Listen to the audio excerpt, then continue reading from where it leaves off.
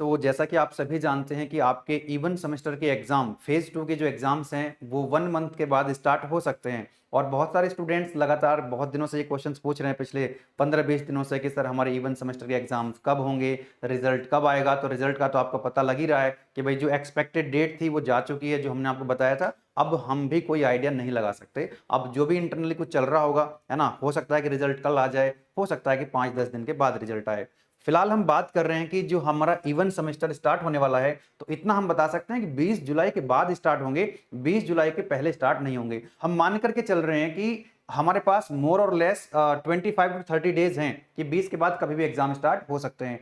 तो इन 25-30 दिनों को, 25 to 30 डेज को हम कैसे यूटिलाइज करें ताकि हमारी जो प्रिपरेशन है वो और अच्छी हो जाए। ठीक है, तो बहुत सारे क्वेश्चंस स्टूडेंट्स के जो है इंजीनियरिंग मैथमेटिक्स 2 के रिगार्डिंग आते हैं। बहुत सारे कमेंट्स एप्लीकेशन के अंदर, यूट्यूब के अंदर।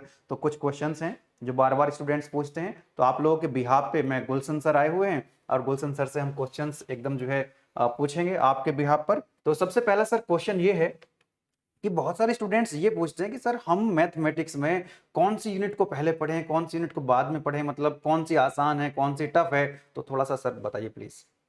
देखिए सर, इसमें तो सबसे पहले सबसे सभी स्टूडेंट्स के लिए इम्पोर्टेंट ये है कि अभी सभी कॉलेज में इंटरनल एग्जाम भी हो रहे होंगे, है ना। तो अभी आपका जो इंटरनल एग्जाम होने वाला है उसमें कौन सी यूनिट आ रही है ना। जो भी यूनिट आपके इंटरनल एग्जाम में आ रही है उस यूनिट को अभी आप पढ़ना चाहिए। क्योंकि स्टूडेंट्स क्या करते हैं कि पता लग रहा है इस कॉलेज में उनके जो इंटरनल एग्जाम है वहां पर कोई और यूनिट आ रही है और वो दूसरी यूनिट पढ़ रहे हैं, तो उससे उसको बेनिफिट नहीं होगा ज़्यादा। बेनिफिट ज़्यादा तब होगा जब आपके जो एग्जाम में यूनिट आ रही है आप उसको बहुत अच्छे से पढ़ें, क्योंकि इंटरनल मार्क्स अच्छे आएंगे तभी आपका एक्सटर्नल भी अच्छा आएगा। दूसरा सर, जो प्रीवियस ईयर के जो क्वेश्चंस हैं उनकी क्या इंपॉर्टेंस है? प्रीवियस ईयर के क्वेश्चंस तो देखिए बहुत इंपॉर्टेंट है, क्योंकि अगर हम बात करें जो हमारा एकेटीयू का फाइनल पेपर होते हैं तो वहां पर अगर हम देखेंगे तो जो पेपर्स में क्वेश्चंस आते हैं वो जनरली भले ही रिपीट ना हो, अगर वो रिपीट नहीं भी हो रहे हैं तो क्वेश्चंस उन्हीं के जैसे होते हैं। तो अगर आप प्रीवियस ईयर के क्वेश्चंस कर लेते हैं तो आपको एक कॉन्फिडेंट आ जाता है और आप बहुत अच्छे तरीके से आपकी तैयारी हो जाती है। तो प्रीवियस ईयर के क्वेश्चंस पे फोकस करना चाहिए, उनको प्रैक्टिस करना चाहिए और केवल पढ़ना नहीं है, उनको क्वेश्चंस को सॉल्व करना है। मैथमेटिक्स में सबसे इंपॉर्टेंट है कि आप क्वेश्चंस को सॉल्व करें। बिल्कुल बिल्कुल। एक्चुअली मुझे लगता है लास्ट ईयर के जो क्वेश्चंस हैं रिपीट भी होते ही हैं, काफी सारे हाँ सर, क्वेश्चन बहुत रिपीट बहुत होते हैं, सारे ऐसा नहीं, रिपीट होते रिपीट हैं। होते हैं, डेफिनेटली रिपीट होता है। ठीक है, तो प्रीवियस ईयर के क्वेश्चंस अलग से करने चाहिए, इसके बारे में थोड़ा सा बताओ, क्योंकि बच्चों का जो इंपॉर्टेंट है कि जो लिमिटेड टाइम है उसको इफेक्टिवली कैसे यूटिलाइज किया जाए। देखिए सर, प्रीवियस के क्वेश्चन वैसे अलग से तो करने की जरूरत ज़्यादा नहीं पड़ती है, क्योंकि जो क्लासरूम में हम पढ़ाते हैं, जैसे मैंने जो यहाँ पर पढ़ाया है तो उसमें ऑलमोस्ट लास्ट 10 ईयर्स के लगभग लगभग सभी क्वेश्चंस या तो सॉल्व कराए हैं या डीपीपी में दिए हैं, और डीपीपी का सॉल्यूशन भी हमने बाद में उनको प्रोवाइड करा दिया प्रोवाइड करा है दिया। ना। तो उसमें लगभग ऑलमोस्ट 10 ईयर्स के जो क्वेश्चंस हैं वो ऑलमोस्ट कवर्ड हो गए हैं सर। जैसे कि आप जानते हैं कि हमारा इस बार नया सिलेबस है ना। इससे पहले हमारे पास बहुत सारे टॉपिक ऐसे हैं जो कि पहले नहीं थे, पहले टॉपिक कुछ और थे। तो सबसे पहले तो उसको ये प्रॉब्लम आएगी कि वहां पर जैसे यूनिट नंबर 2 है कंप्लीटली चेंज हो गई है, तो प्रीवियस ईयर का जो पेपर होगा उसमें तो यूनिट नंबर 2 के क्वेश्चंस अलग होंगे। इस बार हमारे पास वो यूनिट नहीं है, बिल्कुल। तो वो प्रॉब्लम आएगी इसको। इसलिए बेटर ये है कि वो यूनिट वाइज और ईयर वाइज क्वेश्चंस को सॉल्व करें, मतलब टॉपिक वाइज टॉपिक वाइज पढ़े। सॉल्व करें। एक क्वेश्चन ये है कि फॉर्मूले के बारे में क्या हम कुछ हेल्प कर पाएंगे बच्चों की। बिल्कुल। और क्योंकि फॉर्मूले बच्चे बोलते हैं नंबर ऑफ फॉर्मूले बहुत ज्यादा, ऐसा कुछ है क्या सर? देखो सर, फॉर्मूले तो नंबर ऑफ फॉर्मूले ज़्यादा होते ही हैं, क्योंकि एक्चुअल में मैथमेटिक्स में क्या है कि यहाँ पर जब हम बीटेक का मैथमेटिक्स पढ़ते हैं तो उसमें सर ट्रिग्नोमेट्री है ना, डिफरेंशिएशन, इंटीग्रेशन, और ट्रिग्नोमेट्री में भी इनवर्स ट्रिग्नोमेट्रिक फंक्शन होते हैं, हाइपरबोलिक ट्रिग्नोमेट्रिक फंक्शन होते हैं। तो एक्चुअल में जो 11th-12th में हमने टॉपिक पढ़े हैं ट्रिग्नोमेट्री, डिफरेंशिएशन, इंटीग्रेशन, वो तो हमारे एकदम बेसिक फॉर्मूले हैं, वो कहीं पर भी यूज जाते हैं सभी यूनिट में। अगर आप देखेंगे हमारी जो यहाँ पर हम टोटल 5 यूनिट्स पढ़ते हैं और 5 में से कोई यूनिट ऐसी नहीं है जिसमें डिफरेंशिएशन, इंटीग्रेशन और ट्रिग्नोमेट्री के फॉर्मूलों का यूज नहीं होता है। तो वो तो हमारे बेसिक फॉर्मूले हैं, वो स्टूडेंट्स को आने चाहिए। और एक्चुअल में पहले भी डिफरेंशिएशन और इंटीग्रेशन के जो बेसिक फॉर्मूले होते हैं उनके ऊपर मैं ऑलरेडी वीडियो बना चुका हूं, लेकिन क्योंकि अब हमारा जो करंट सेमेस्टर चल रहा है इसके लिए भी मैं सोच रहा हूं कि डिफरेंशिएशन, इंटीग्रेशन और ट्रिग्नोमेट्री के जो हमारे फॉर्मूले होते हैं जो जनरली यूज होते हैं उनके लिए सेपरेट वीडियो बनाएंगे।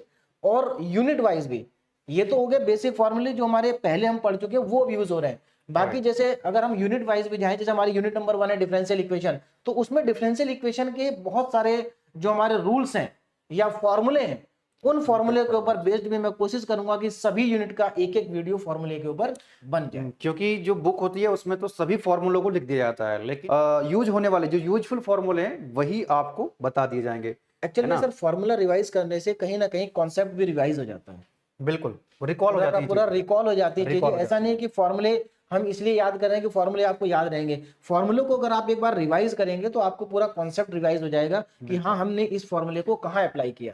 और जो यूजफुल फॉर्मूले हैं सेपरेट छोटी छोटी वीडियो आ जाएंगी यूनिट वाइज, टॉपिक वाइज, तो फॉर्मूले वहां की से भी आपको यूनिट मिल वाइज जाएगी। वीडियो बनाएंगे और मतलब यूनिट वाइज बनाएंगे 5 यूनिट में। बिल्कुल बिल्कुल, तो उसमें ये हो जाएगा कि बहुत ज्यादा जो एक्स्ट्रा फॉर्मूले हैं बुक में दे के रखते हैं वो हट जाएंगे। हाँ, जो काम के फॉर्मूले हैं बिल्कुल वो सर। भी, क्योंकि बर्डन जो है बढ़ाना नहीं है, कम करने का। ठीक है, तो सर यही था। और बाकी तो इम्पोर्टेंट टॉपिक्स स्टूडेंट्स पूछते हैं कि इम्पोर्टेंट टॉपिक्स कौन कौन से हैं।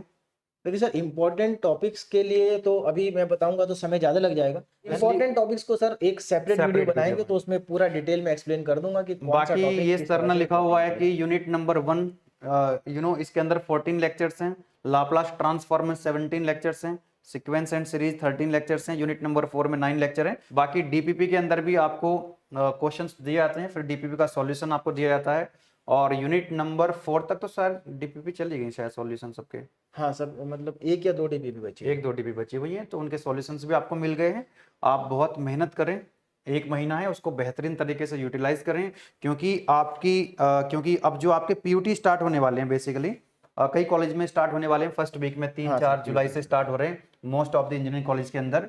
तो पीयूटी में अगर आप अच्छा परफॉर्म कर लेंगे तो ऑब्वियसली आपका जो सेमेस्टर एग्जाम है उसमें भी अच्छा आएगा। और मान लो किसी वजह से अभी जो क्लास टेस्ट आपका 1 या 2, 1-2 टेस्ट अगर हुए हैं वो अगर किसी वजह से गड़बड़ हो गए और आप पीयूटी में अच्छा कर लेते हो तो वो कंपनसेट हो जाएगा, क्योंकि पीयूटी की इंपॉर्टेंस काफी ज्यादा होती है। अगर आपने पीयूटी में अच्छा परफॉर्म कर लिया तो आपका इंटरनल मार्क्स जो है वो अच्छे चले जाएंगे, प्रैक्टिकल में भी आपको अच्छे नंबर मिलते हैं, एक्सेल में अच्छा आएगा। ओवरऑल आपका जो एकेडमिक परफॉर्मेंस है ना वो एकदम जबरदस्त हो जाएगा। और एकेडमिक परफॉर्मेंस अच्छा होगा तो ये तो प्राइमरी नीड है प्लेसमेंट के लिए। अगर आपकी परसेंटेज सीजीपी अगर अच्छा होगा, एकेडमिक परफॉर्मेंस अच्छी है, तो कहीं ना कहीं पैकेज जो लगता है आपका थर्ड ईयर और फाइनल में जाकर के जो प्लेसमेंट होता है वहां पर पैकेज में भी आपको डिफरेंस दिखाई देता है कई बार, है ना।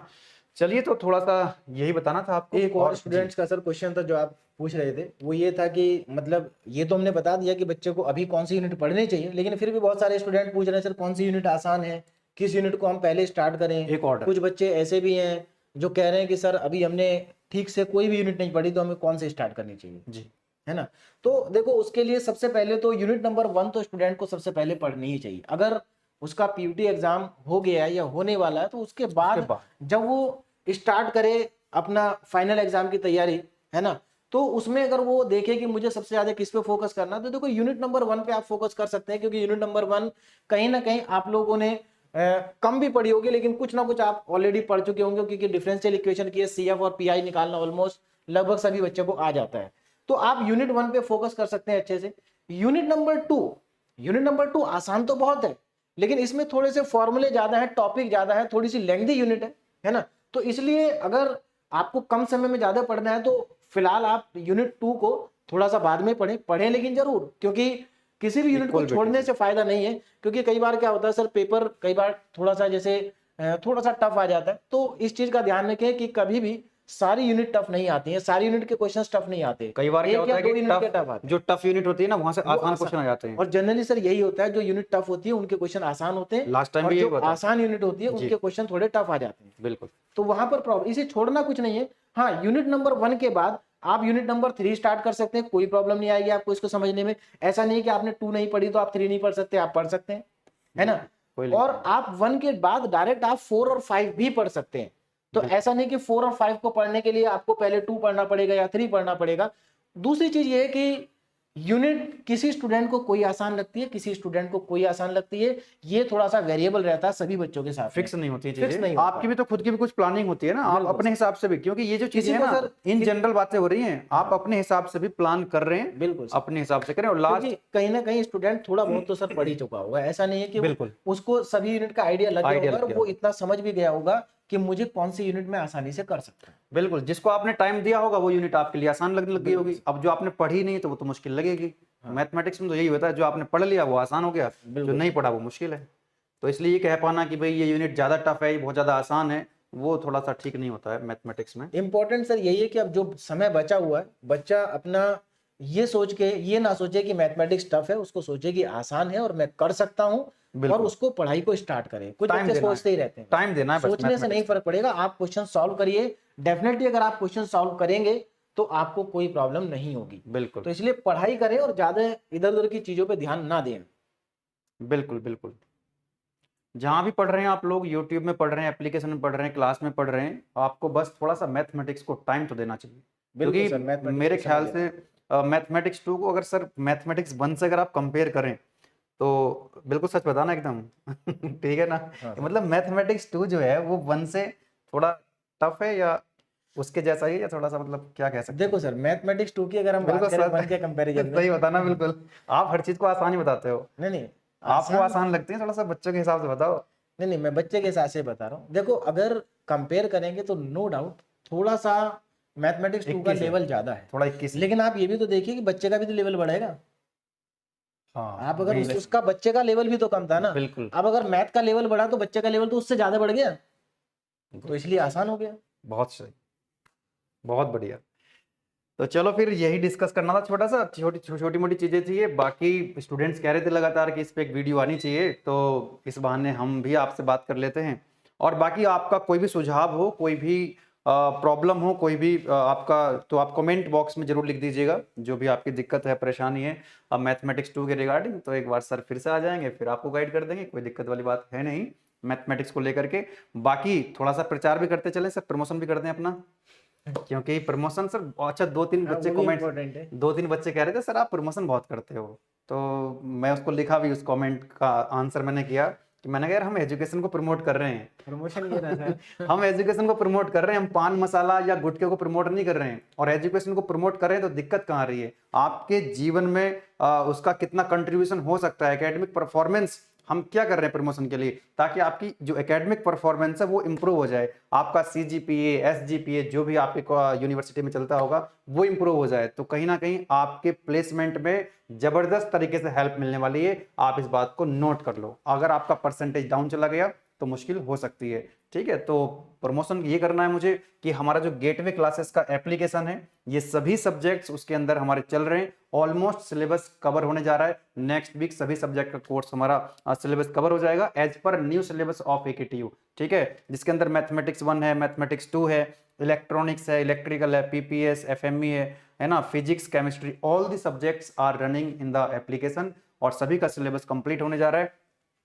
आप इंडिविजुअली सब्जेक्ट ले सकते हैं, बाय करके अपनी पढ़ाई कर सकते हैं, और इन सभी सब्जेक्ट को आप एक साथ कॉम्बो पैक में भी ले सकते हैं। ठीक है, और मेरे ख्याल से अभी एक ऑफर भी चल रहा है, कूपन लगा हुआ है, आप कूपन को यूज करें और उसका मैक्सिमम बेनिफिट लीजिए, एकेडमिक परफॉर्मेंस को इंप्रूव कीजिए, प्लेसमेंट में आपकी जबरदस्त हेल्प मिलेगी। चलिए गुलशन सर, प्रमोशन भी हो गया और एजुकेशन का प्रमोशन जरूरी भी है। बाकी आपको कुछ और बताना है? नहीं सर, बस इतना ही काफी है यार। चलिए, आप लोग इस मंथ को, जो लास्ट मंथ आपके पास है पढ़ाई करने के लिए, इसको बेटर वे में यूटिलाइज कीजिए। टाइम वेस्ट अब ज़्यादा नहीं करना है आपको, आपके पास टाइम नहीं वेस्ट करने के लिए। हमारी तरफ से आप सभी को शुभकामनाएं। Thank you. Okay, thank you so much.